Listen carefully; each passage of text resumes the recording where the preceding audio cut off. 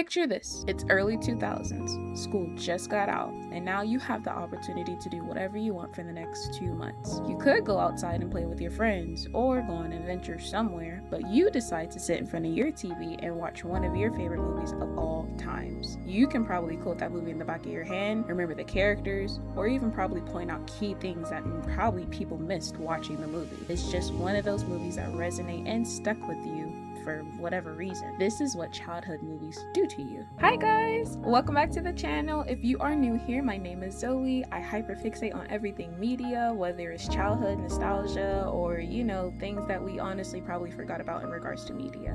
But you are here, stick around. Hopefully you like the content that I present. Don't forget to like, subscribe, and share and be a bestie. Stick around, we'll grow together. Anyway, let's get into the video. In this video, we are going to take a trip down memory lane and talk about 5 childhood movies that we'll never forget. Now, these movies are the ones that we watch with friends, family members, whenever you had a sleepover, you turned it on and you just had a laugh and you just reminisced because it was one of the movies that you watched on repeat whenever it came on and every opportunity you had to really watch it. The first movie we're going to be discussing is The Sandlot.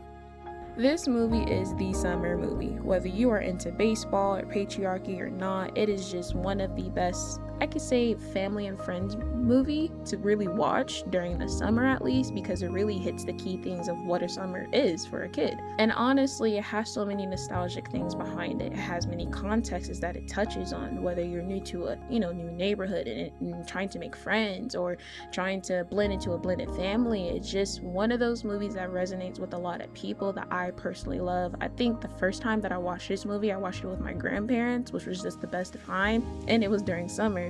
So it just resonated a lot with me that every time it comes on, I sit down to watch this movie just for the simple fact that I love The Sandlot.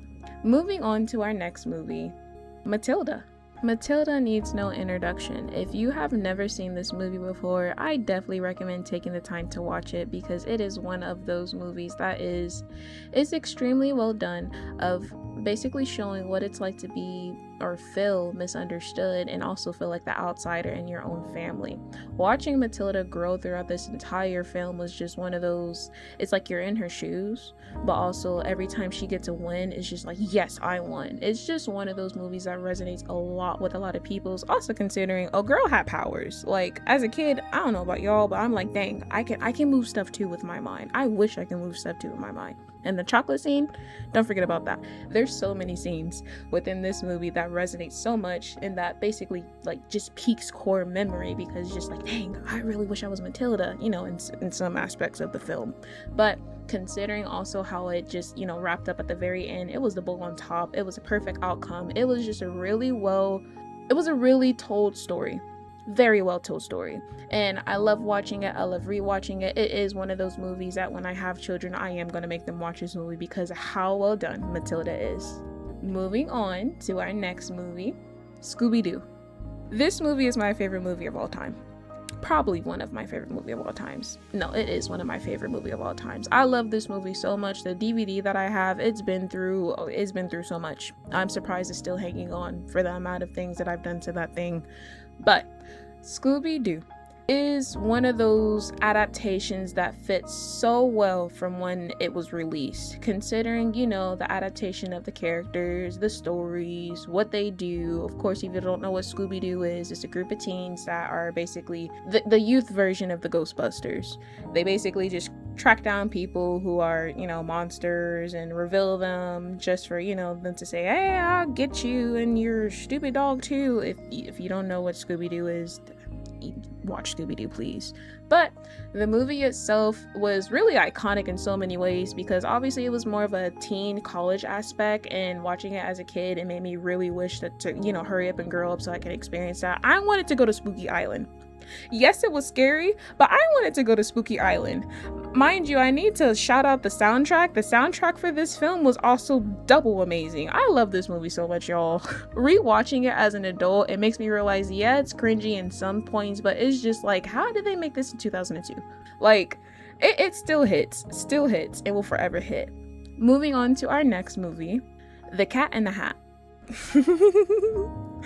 If you haven't watched The Cat in the Hat before, The best way for me, in my personal opinion, to describe this adaptation, I feel like I was tripping out the entire movie. Considering a girl had the whole collection of Dr. Seuss books. When I watched The Cat in the Hat, I think I was probably like maybe 7, 6, one of them. I tripped out so much in this movie because I'm just like, dang, why is the cat so big? Why is thing 1 and thing 2? Why are they? Oh my gosh.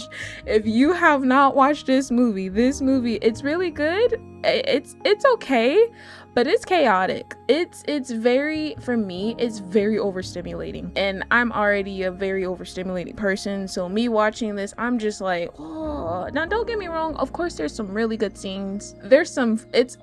I take that back. There's so many adult jokes that rewatching it I didn't realize that went over my head in so many ways. I'm like, how in the world did they get away with this? But it was just it was one of those movies that it was a normal childhood movie or a normal child movie, but during the time that it came out, if you haven't watched it, go watch it. I recommend it, but if you know, you know.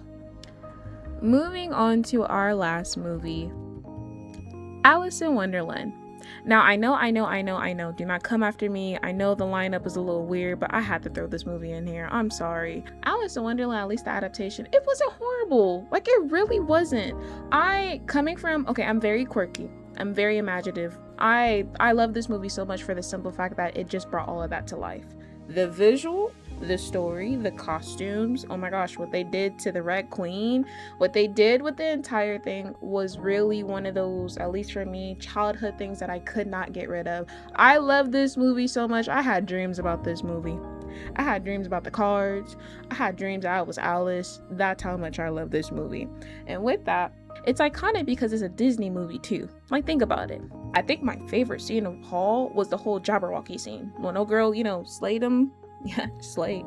When she slayed his head. Like, and then the Faberwacken? I cannot pronounce that. Fabernacle. The dance.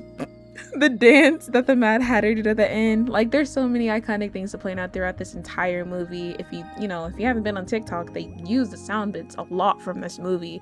But it's just one of those movies, at least with me, since we're a little quirky and we love the weirdness of how they did Alice in Wonderland. I love this movie so much. It's probably one of my favorites. I would continue to rewatch it, and if you haven't watched it, I definitely recommend watching Alice in Wonderland. And that's it, folks. Those are the 5 childhood movies that I honestly think that are extremely iconic, that we'll never forget because they are the childhood movies. Now, let us move on to our final thoughts. I think the most interesting thing about all of these movies is they're really just not movies, they're more of memories.